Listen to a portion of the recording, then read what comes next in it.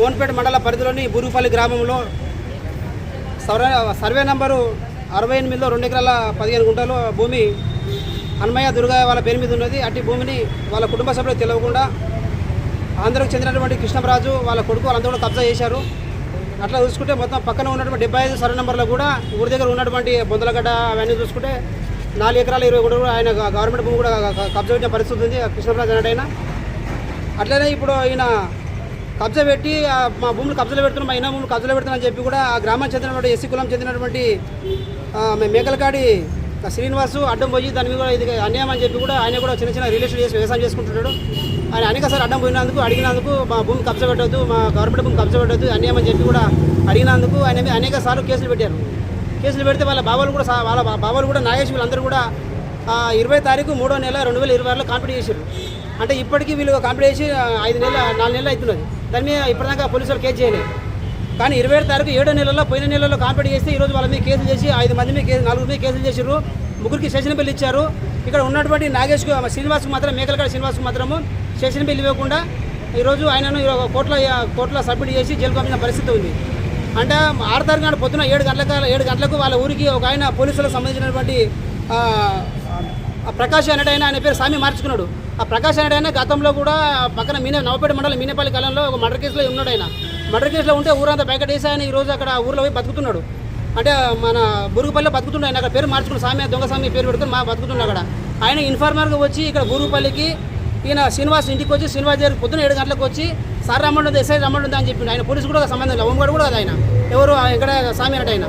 కానీ ఆయన police station తీసుకుపోయి పోలీస్ స్టేషన్లో 7 గంటలకు అప్పచెప్పి 7 గంటల నుంచి పొద్దున 7 గంటల నుంచి పొద్దున 9:30 దాకా పోలీస్ స్టేషన్లో కూర్చొని పెట్టుకొని కంప్యూటర్ రాసుకొని సంతకాలు తీసుకొని అడిగే చక్కన శ్రీనివాసును వికారాబాద్ తీసుకొచ్చారు. కోర్టు తీసుకొచ్చి ఎందుకు తీసుకొచ్చి కూడా తెలియదు ఆయనకు.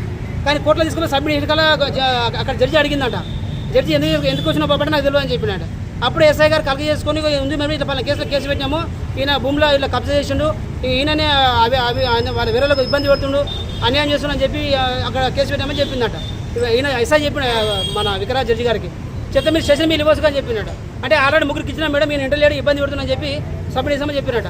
అంటే జడ్జి చెప్పిన తర్వాత కూడా ఆయన బెయిల్ ఇవ్వకుండా ఈరోజు అన్యాయంగా ఆయన తీసుకుపోయి జైల్లో పెట్టారు. అంటే ఈయన మాకు తెలియదని చెప్పినందుకు ఆ సంజయ్సి ఎస్ఐ జడ్జిమెంట్ సంజయ్సి ఇచ్చినందుకు నాకు తెలియదని చెప్తావా అని చెప్పి బూతుమాటలు తిట్టుకుంటూ బయటకు వచ్చిన తర్వాత జడ్జి దగ్గర బయటకు వచ్చిన తర్వాత శ్రీనివాసును బాగా కొట్టాడు. చెంపల మీద ఈపుల మీద అంతా కొడితే బాగా ఇదంతా కూడా ఇబ్బంది పడ్డది. ఆయన వేసుకున్నాడు, ముక్కలకి రక్తం కారింది. అక్కడనే ఆయన సక్కన వికారాబాద్ పోలీస్ స్టేషన్ తీసుకుపోయారు. పోలీస్ స్టేషన్లో తంబు ఏమైనా తీసుకున్నట. తీసుకున్న తర్వాత ఆడికెళ్ళి సక్కన వికారాబాద్ హాస్పిటల్ తీసుకుపోయారు. ఏమేమో ఎక్స్రే తీసుకుని అడిగే సక్కన పరిగి ఎస్ఐ ఇక్కడనే ఉన్నాడు.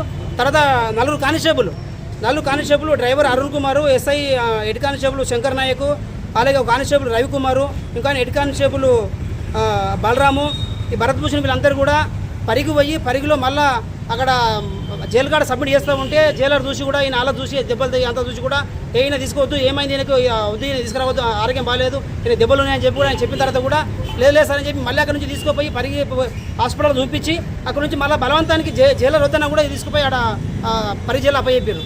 అంటే 6 తారీఖు తీసుకుపోయి సాయంత్రం అప్పచెప్తే 7 తారీఖు ఆయన నిన్న బెల్ వచ్చింది. ఈరోజు ఇంటికి హాస్పిటల్కి వచ్చింది ఆయన. అంటే ఈరోజు మనకు 12 గంటల బెల్ వచ్చింది ఆయనకు. చిన్న కేసు అన్యాయంగా ఈరోజు మన మోహన్పేట పోలీసు భరత్భూషణ్ గారు కూడా గతంలో కూడా నవపేట పోలీస్ స్టేషన్లో పనిచేసినా కూడా అనేక మందిని దాడి చేసి చేతులు కూడా ఎరుగున్న పరిస్థితి ఉంది. మళ్ళీ ఈరోజు ఆయన భయ నిచ్చుకొని మళ్ళీ ఇక్కడ వికారాబాద్కి వచ్చిండు. ఈరోజు దెబ్బతిన్నటువంటి ఈయన మన మేకలకాడి శ్రీనివాస్ కూడా ఈయన కాంగ్రెస్ పార్టీ నాయకుడు. ఈ విషయం మీద కూడా చాలాసార్లు కూడా కాంగ్రెస్ పార్టీ మన ఉన్న స్పీకర్ గారు కలిసి ఉన్న సంబంధం ఎవడో కూడా తెలియదు అని చెప్పిండట. కాంగ్రెస్ పార్టీలో వండుకుంటా ఈరోజు కాంగ్రెస్ పార్టీలో ఇలాంటి పోలీసులు పనిచేసుకుంటా అక్కడ ఉన్నటువంటి టీఆర్ఎస్ నాయకులు రిలేషన్ వాళ్ళు చెప్పిన తర్వాత అన్యాయంగా ఈరోజు కేసులో ఇరికిచ్చి దెబ్బలు కొట్టి ఈరోజు హాస్పిటల్ పాలు చేసిన పరిస్థితి ఉంది. ఆయనకు ఇది స్కానింగ్ తీసిరు, వెనుక బ్యాగం తల స్కానింగ్ తీసిరు, స్కానింగ్ తీసిరు, కాళ్ళు కూడా ఎక్స్రే తీసిరట. నేను 6 రోజులు ఉన్నానని చెప్పినట్ట. అంటే ఈరోజు సంబంధం లేని కేసులో ఈరోజు దొంగతనం చేసినట్లు, ఏదో బంగారం ఎత్తుకొచ్చిన బ్యాంకు దొంగతనం చేసినట్ల రికవర్ చేయాలన్నట్లు ఈరోజు పోలీసులు తీసుకుపోయి కొట్టడము, అన్యాయంగా ఈరోజు కొట్టడం ఇది సరైన పద్ధతి కాదు. తక్షణమే ఈ కానిస్టేబుల్లను అంటే డ్రైవర్ అరుణ్ కుమార్ను అలాగే శంకర్ నాయక్ను, రవికుమార్ను, బలరామును, హెడ్ కానిస్టేబుల్ ఎస్ఐ భరత్భూషణ్ను తక్షణమే సస్పెండ్ చేయాలని చెప్పి కూడా వాళ్ళ మీద ఎస్సీ కేసు ఇవ్వాలని చెప్పి కూడా ఈరోజు మేము సిపిఐ పార్టీగా ఈరోజు ఈ ప్రభుత్వాన్ని డిమాండ్ చేస్తున్నాం. అట్లా ఈరోజు వీళ్ళ మీద అన్యాయం చేస్తూ అన్యాయంగా వీళ్ళ మీద కేసు పెట్టారు. ఎవరు పెట్టారు? కృష్ణరాజు కొడుకు మన ఏం పేరు కేసు పెట్టారు. కాబట్టి విక్రమరాజు మీద అలాగే కృష్ణరాజు మీద మిగతా పోలీసుల మీద ఖచ్చితంగా ఎస్సీ కేసులు పెట్టి జైలుకు పంపాలని మేము డిమాండ్ చేస్తున్నాం. లేకపోతే నేను పెద్ద ఎత్తున ఆందోళన ఈరోజు ఈ ప్రభుత్వ ఎస్పీ గారు డిమాండ్ చేస్తున్నాం. ఇటు విషయం మీద నేను డీసీతో మాట్లాడినా, అబ్బాయి మా వాళ్ళు కొట్టలేరా అని చెప్తున్నాడు ఆయన. రేపు మాట్లాడు సీఏ గారితో మాట్లాడినా, ఫోన్పేట సీఏతో మాట్లాడితే మేము కొట్టే పరిస్థితే లేదని చెప్తున్నాం. మరి దెబ్బలు ఎవరు కొట్టారంటే మాకు తెలియదు అంటున్నాడు ఆయన. ఎస్ఐ ఫోన్ లేపట్లే. మరి ఏమే సంజయ్ ఇచ్చుకోవచ్చు ఇవ్వని పరిస్థితి ఉంది. అంటే ఈరోజు ఎవరు ప్రశ్నిస్తే సమస్యని ఎవరు ప్రశ్నిస్తే వాళ్ళని ఈరోజు దొంగలేగా తీసుకుపోయి దాడి చేసిన పరిస్థితి ఉంది. విషయం కూడా చెప్పాలి, కూర్చున్నోళ్ళ మాట్లాడలే. అంటే ఈరోజు ఒక నిందితుని ఈరోజు కోర్టులో సరెండర్ చేస్తున్నాం అంటే ఖచ్చితంగా కుటుంబ సభ్యులు చెప్పాలి. ఒక చిన్న కాగితం రాసి వాళ్ళ ఇగో మీ భర్తకి ఇట్లా పలానా కేసులో దొంగతనం వేసి ఇట్లా అన్యాయం చేసి భూమి కబ్జా పెట్టిండు, మన దగ్గర కబ్జా పెట్టి దొంగతనం వేసిన భార్య భర్తలు చెప్పి కుటుంబ సభ్యులు చెప్పి జైలుకు తీసుకుపోలే. ఎవరిని చెప్పకుండా చేయకుండా వాళ్ళ ఇన్ఫర్మేషన్ పిలిపించుకొని ఈరోజు పోలీసులను పిలిపించి పోలీసుల నుంచి సగన కోర్టుల సభ్యులు జైలుకు పంపడం ఇది కరెక్ట్ కాదు. తక్షణమే పోలీసుల యాక్షన్ తీసుకోవాలి. అలాగే ఈరోజు భూములు కబ్జా చేసిన వాళ్ళు, గవర్నమెంట్ భూమి కబ్జా చేసిన వాళ్ళు కృష్ణరాజును విక్రమరాజును అరెస్ట్ చేయాలని చెప్పి మేము డిమాండ్ చేస్తూ ఉన్నాం. ఎందుకంటే ఇక చిన్న పిల్లలు ఇలా భార్య పిల్లలు చిన్న ఉన్నారు. రేపు పొద్దున ఆయన అనుకోకుండా ఏమైనా అయితే ఏంది పరిస్థితి, వీళ్ళ పిల్లలు ఏం కావాలి, భార్య ఏం కావాలి. కాబట్టి సరైనగా తక్షణం వీళ్ళని అరెస్ట్ చేయాలని చెప్పి జిల్లా కలెక్టర్ గారు జిల్లా ఎస్పీ డిమాండ్ చేస్తున్నాం. రేపటి వరకు వీళ్ళ మీద ఎస్సీకి అడ్రస్ కేసు ఈనాడు కేసు పెట్టకపోతే రేపు ఎస్పీ ఆఫీస్కి వస్తున్న పెద్ద ఎత్తున ఆందోళన చేస్తామని ఈరోజు ఆ మోన్పేట సీఏ గారికి, వికారాబాద్ డీఎస్పీ గారికి, ఎస్పీ గారికి డిమాండ్ చేస్తున్నాం. ఏం జరిగింది చెప్పండి. ఇంటికేం తీసుకెళ్ళి జైలుకి తీసుకుపోతామన్న మంచి మధ్యలో ఆపి కొట్టి ఎవరు కొట్టారు? భరత్ భూషణ్.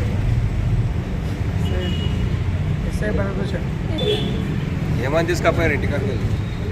ఏం చెప్పి తీసుకపోయారు ఇంటికాడికి? మళ్ళీ తోలుకొస్తామని చెప్పి తీసుకెళ్ళి. ఎవరు తీసుకపోయారు?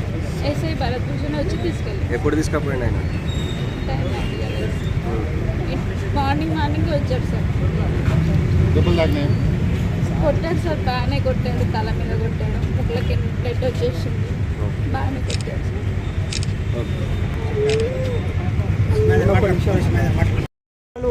వికారాబాద్ జిల్లాలోని ఒక అమానుషమైన ఘటన కొనసాగింది.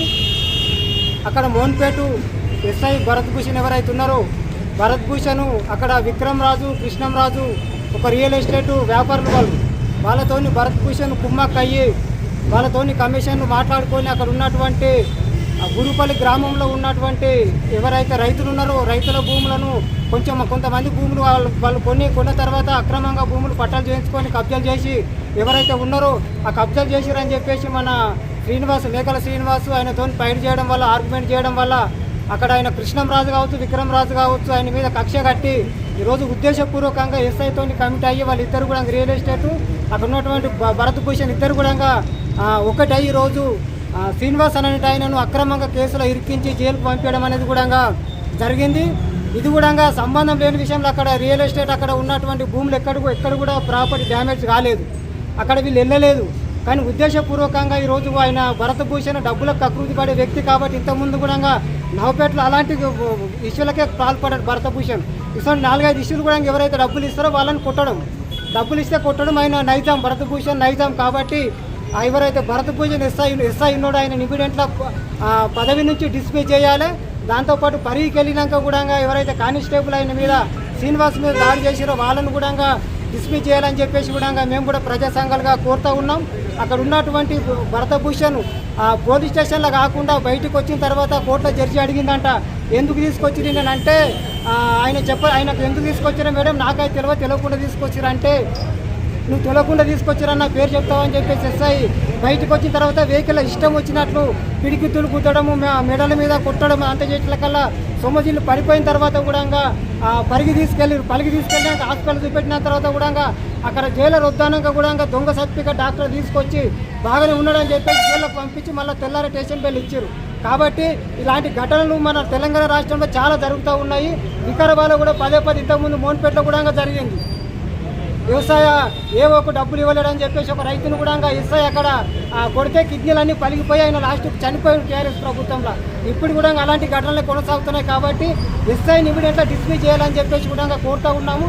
ఆయన పైన డిఎస్పీ కావచ్చు, ఎస్పీ కావచ్చు చర్యలు తీసుకోకపోతే ఖచ్చితంగా శ్రీనివాస్కు న్యాయం జరిగేంత వరకు వాళ్ళు డిస్మిస్ అంతే వరకు మేము ప్రజా సంఘంలో పోరాడతామని చెప్పేసి కూడా కోరుకుంటూ ఉన్నాం.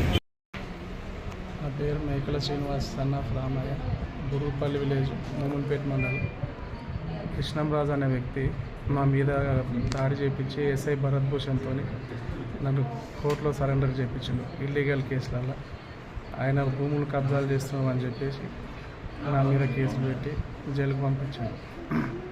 మార్గ మధ్యంలో నేను జడ్జి గారికి చెప్పినందుకు నన్ను మార్గ మధ్యంలో బండి ఆపి మెడల మీద కొట్టిను. నేను స్కూల్ తప్పి పడిపోయినా.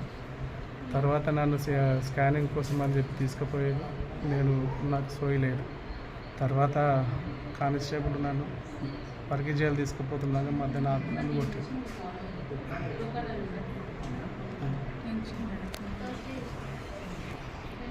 భరత్ భూషణ్ ఎస్ఐ మొంగల్పేట. బలరామ్ ఆయన పేరు నాయక్ అని ఉంటారు, శంకర్ నాయక్. ఇంకిద్దరు కానిస్టేబుల్ కొత్త వాళ్ళు నాకు తెలియదు, వాళ్ళు వాళ్ళ పేరు తెలియదు. లంజోడుక నువ్వు అన్ని భూములకి ఎందుకు పోతావురా, నీకేం సంబంధం రా, పెద్ద పెద్దలు చెప్తే కూడా నువ్వు వినావా లంజోడుక, పెద్ద పెద్దల ఇన్వాల్వ్మెంట్ ఉంది ఇందులో, నువ్వు పక్కకు జరగమంటే కూడా జరగాలి లంజోడుక అని చెప్పి మాదిగా లంజోడుక అని నాన్న బూతులు తిట్టింది. భరత్ భూషణ్, శంకర్ నాయక్, బలరామ్ నువ్వు యాక్టింగ్ చేస్తున్నావు రా లంజోడుక అని చెప్పేసి తిట్టింది.